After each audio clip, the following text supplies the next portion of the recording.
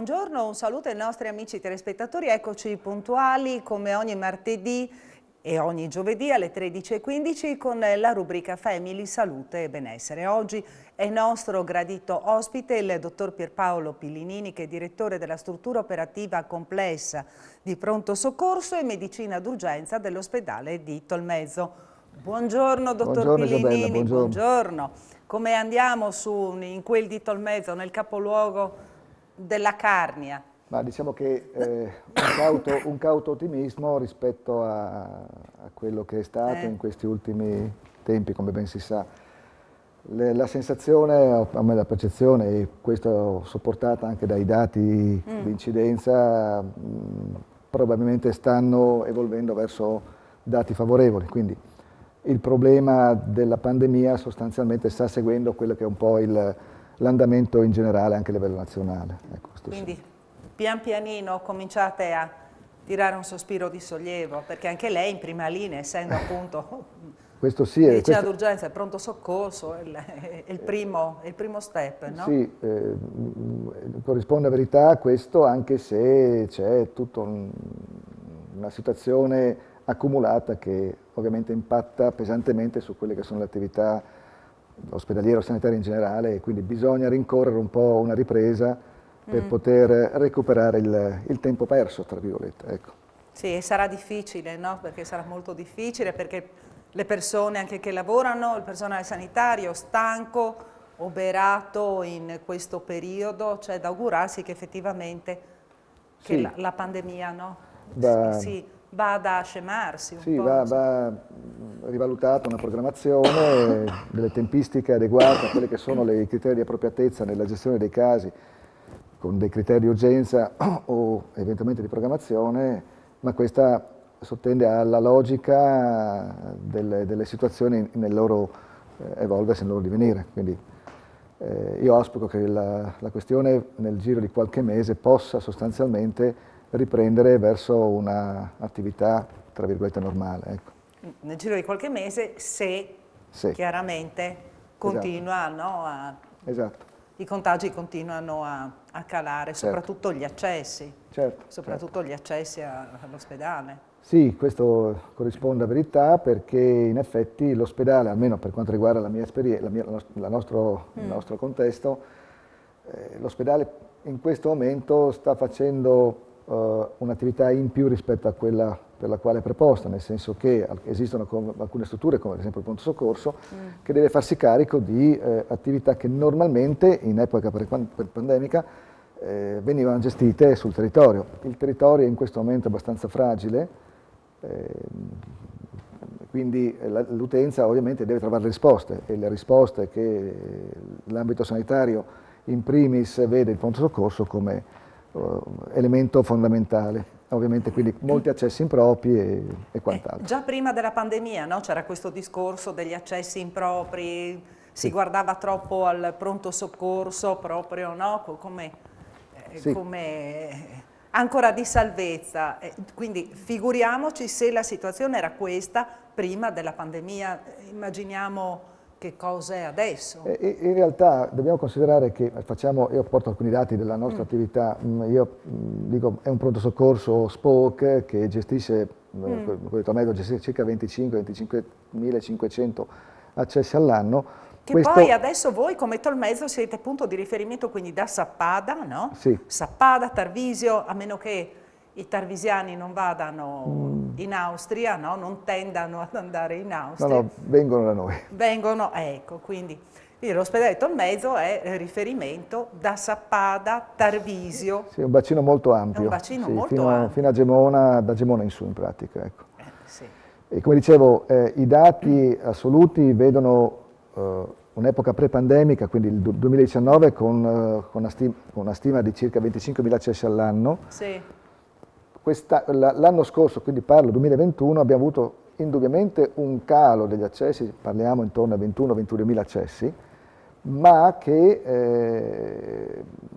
se andiamo a analizzare poi la tipologia degli accessi, sì, aveva una percentuale di impropriatezza, ma c'erano anche delle situazioni abbastanza serie, cose che, diciamo, situazioni che normalmente in epoca pre-pandemica non si vedevano così costantemente. E questo perché? Perché una gran parte di patologia estranea al Covid si è accumulata nell'aggravamento e ovviamente, arrivano con certi ritardi appunto in ospedale. Questo è un altro dato da considerare. Sì, sì, quindi è andata praticamente, cioè si sta perdendo anche tutto quello che concerne la prevenzione. Sì, c'è stata una parentesi, sì. Quindi anche questo è un aspetto che dobbiamo... La prevenzione oppure il campanello d'allarme viene sottovalutato, sì. Oppure c'è paura di approcciarsi alla struttura sanitaria proprio per la questione della pandemia. Quindi c'è tutto un insieme di fattori. Esatto, no? Ci sono più fattori, più variabili che devono essere considerate. Indubbiamente ha predominato il Covid, ma lo spauracchio del Covid, non per svilire l'importanza, ma ha condizionato gli atteggiamenti nella gestione di tutta la patologia restante, questo è indubbio. Senta, lei aveva già partecipato appunto in altre occasioni anche alla nostra trasmissione, anche per parlarci degli accessi, perché ci sono degli accessi al pronto soccorso tipici delle zone di montagna. Sì. E quindi stagione turistica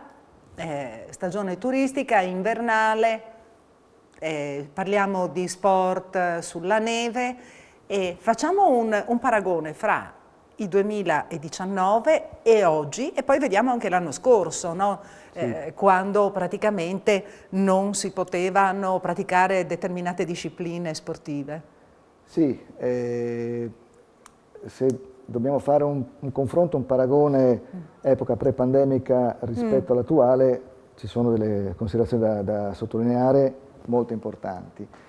E tralasciamo la parentesi 2020-2021 che, come ben sapete, è stata caratterizzata dalla chiusura degli impianti. Però poi magari vedremo, perché avete avuto lo stesso delle... Se parliamo di attività sportiva o comunque ludica invernale, la situazione in regione corrisponde sostanzialmente a quella che è la situazione in generale. Tenga presente che in Italia, in epoca pre-pandemica, le attività sportive o ludiche invernali erano praticate da circa 2,5 milioni di persone. Sono stimati, secondo i dati dell'Istituto Superiore di Sanità, in circa 30.000 gli infortuni legati all'attività sportive invernali, e quindi una media di circa 1.500 infortuni ogni 100.000 abitanti, con un tasso di ospedalizzazione ridotto, ma che comunque si attiene intorno ai 1.000-1.100 ricoveri all'anno.